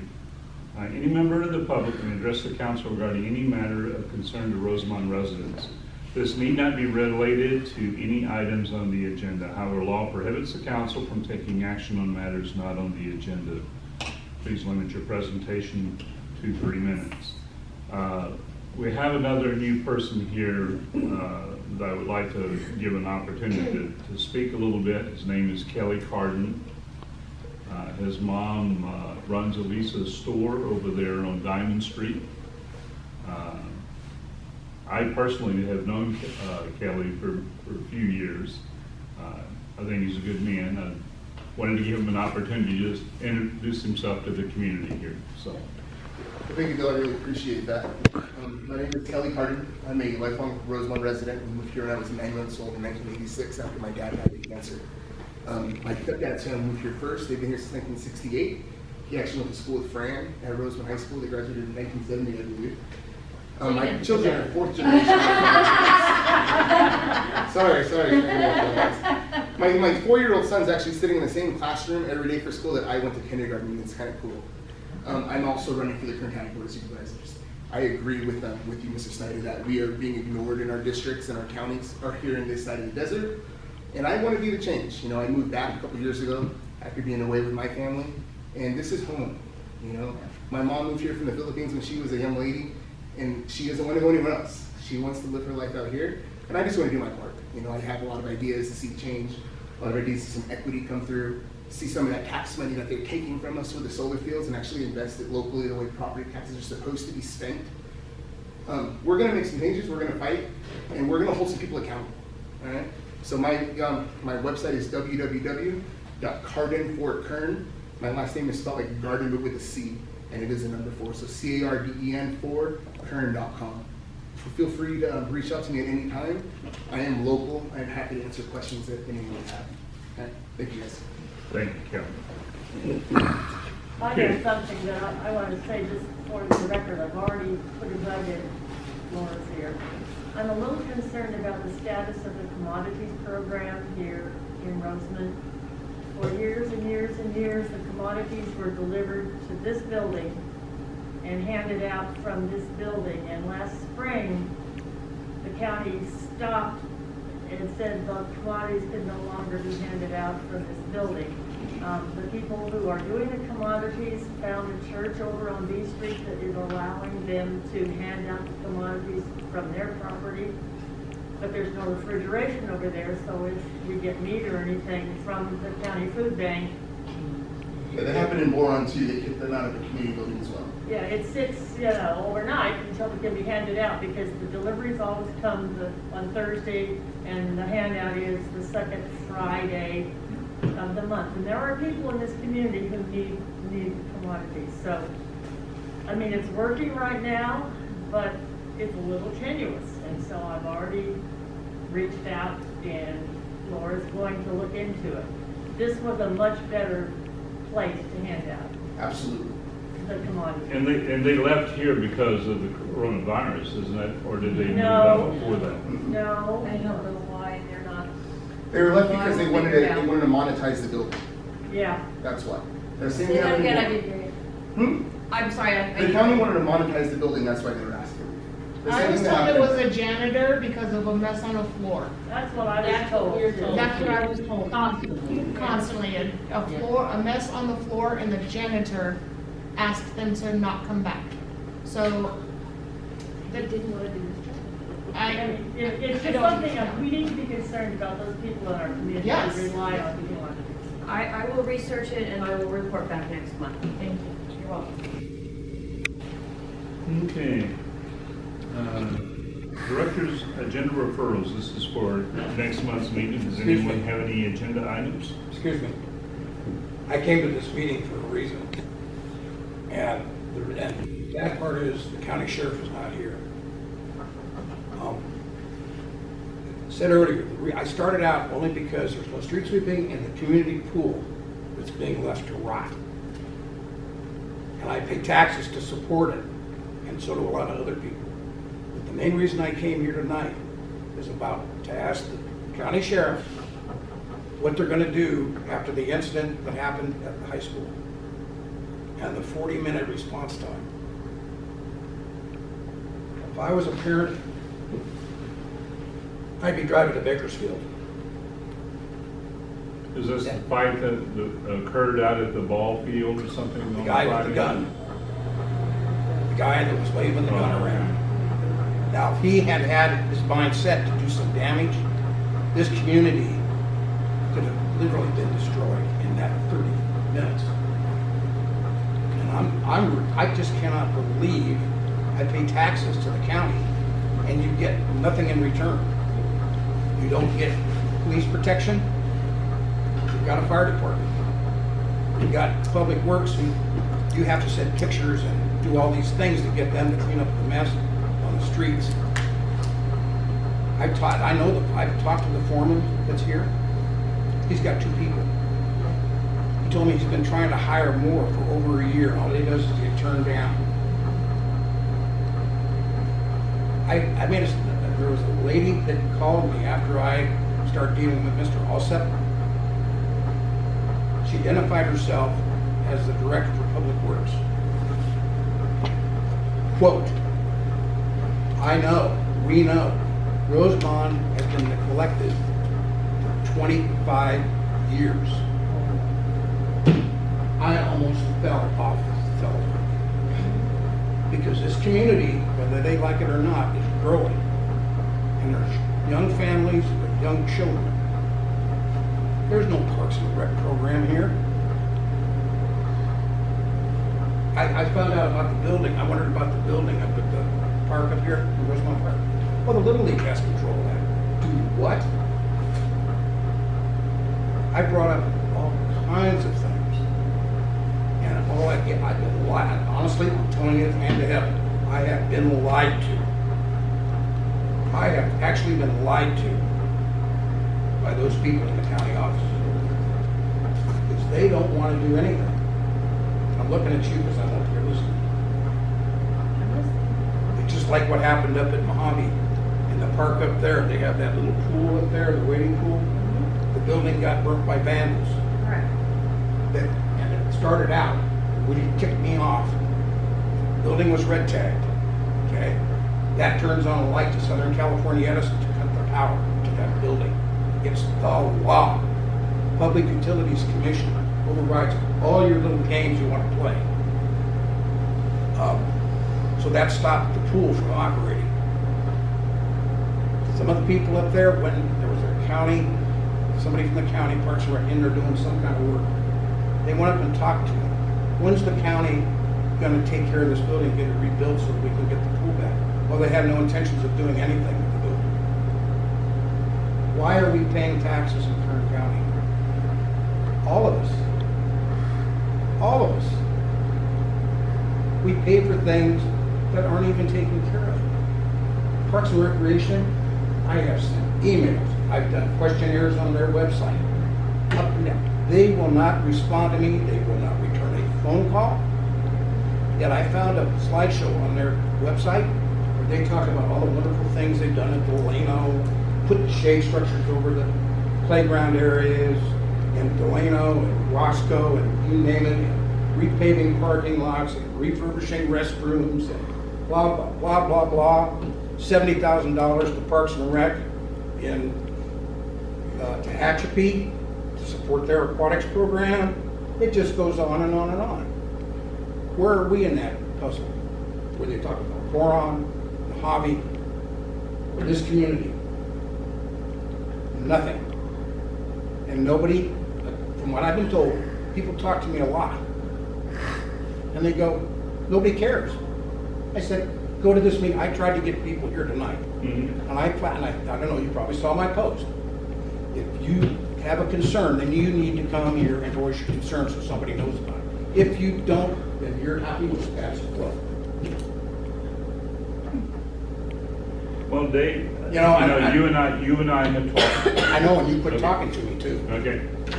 I kept I've asking been on this questions, council. no answer. I've been on this council 8 years, and that's why I made the comment a little while ago about streets and everything, getting streets repaired. I talked about it's not a 5-minute job that it's going to be done tomorrow morning. Anything that is identified today is going to take 3, 4, 5 years before the money gets allocated. So then I should get a refund on my property taxes. Well, then that's where you go to the board of supervisors and you say you're not getting all the bang for your buck. This lady told me on the phone, she's got so much money coming in from Governor Nuisance and his exorbitant taxes on the gasoline that she gets, and she talked about redoing Rosemont Boulevard. Funny part about it is she's not employed in the county anymore. She's all of a sudden, she disappeared. Okay. It's just, Well, it's just horrible. It's duly noted that you're not the first one to complain about it, and you certainly will not be the last. Well, Okay? then why doesn't somebody get on them and get them off their duff? People do. There are calls all the time from us on this council and also from the Chamber of Commerce. There's many avenues of things going in. But again, it's one of those things. Well, you know. Whatever's identified first is going to go into that budget process. All right. How about the intersection of Eagle and Rosemont Boulevard? I was told in a conversation, because there are 3 commercial properties on that intersection, it should have been a controlled intersection. The man is supposed to take care of it, will not respond even to internal emails.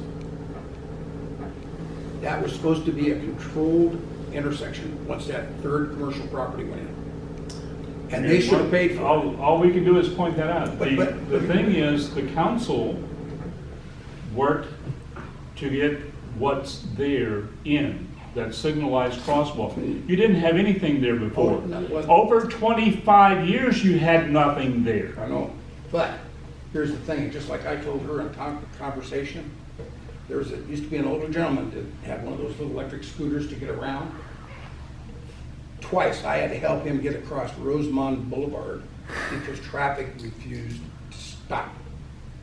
And you One time I think, you literally honestly blocked think, it with my Dave, it's truck. going to change if you put a signalized signal in there?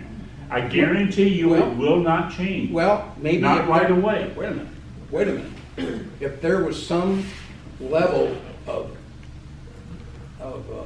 the sheriff being visible in this community around the high school, around the elementary schools, it might get some people's attention. I was told, and I don't know if this is true or not, that the county sheriff won't even write a vehicle violation. It's left to the highway patrol. It's not their primary responsibility, that's why. Okay, at this point, we need to move along because we've passed our 3 minutes and I have to move the meeting along. I'm so sorry.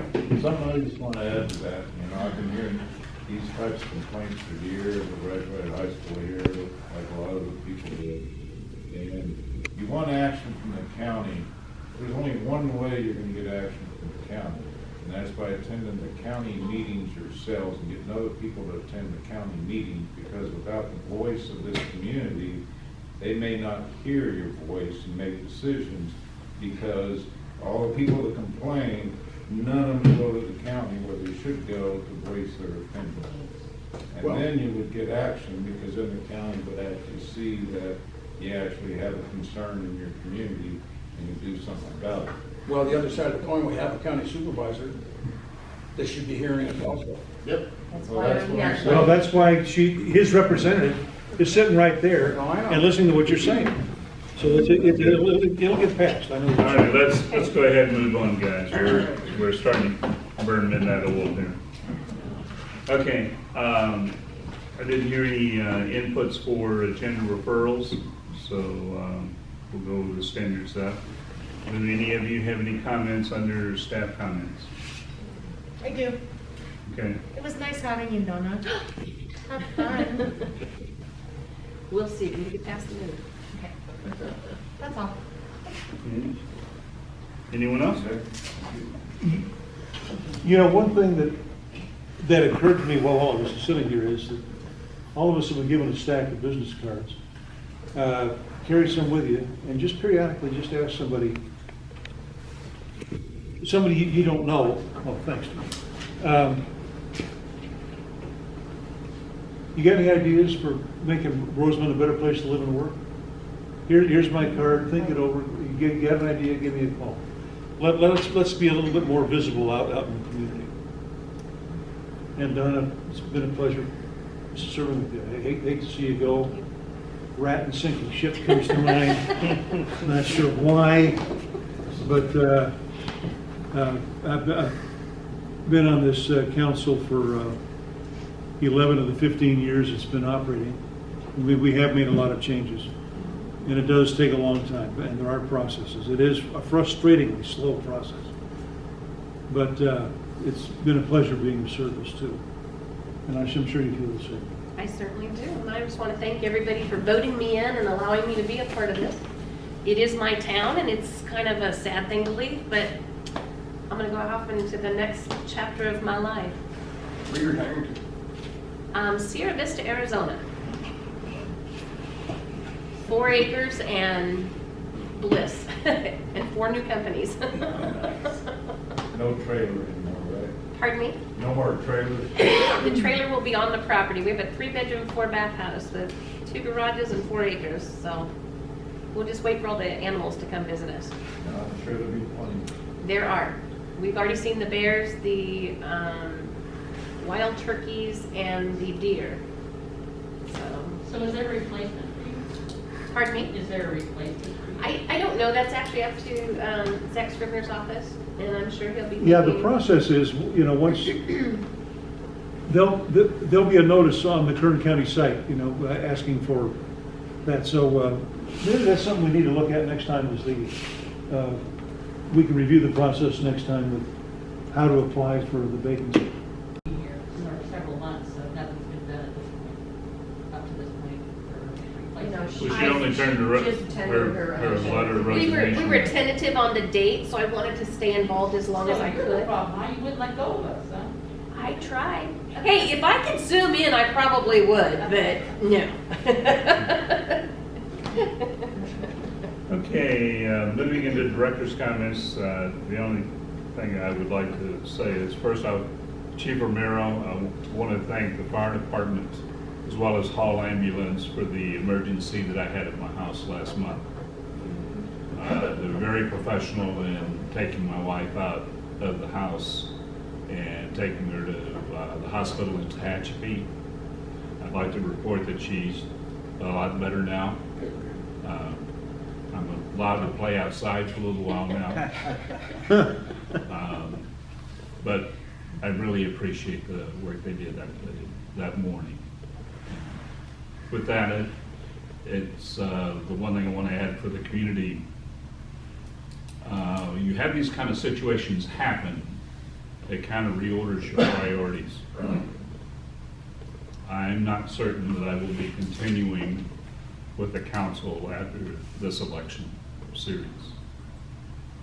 So if I don't run again, it's not because I didn't want to, it's because I need to reorder priorities. When is the election? 22. It's January 22? November 22. It's a while. General elections. You got a time frame. It's a while. Okay, with that, I need a motion for adjournment. I will make that motion. I'll second. Who was that, please? Brennan? Thank you. Okay, all in favor? Aye. Aye. Any opposed? Do you want to abstain, Dennis? I voted. I didn't hear